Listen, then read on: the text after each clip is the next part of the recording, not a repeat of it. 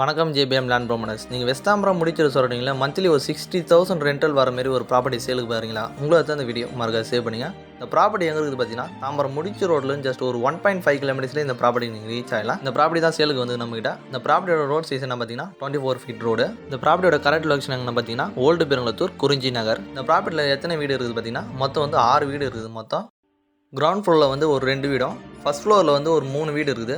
அதில் செகண்ட் ஃப்ளோரில் வந்து ஒரு வீடு இருக்குது. இந்த ப்ராப்பர்ட்டியோட லேண்ட் ஏரியாவில் பார்த்தீங்கன்னா 2917 ஸ்கொயர் ஃபீட்டு, பில்டப் ஏரியா வந்து 6000 ஸ்கொயர் ஃபீட்டு. இந்த ப்ராப்பர்ட்டிலேருந்து ஜஸ்ட் ஒரு 5 கிலோமீட்டர்லேயே நியூ பெருங்குளத்தூர்.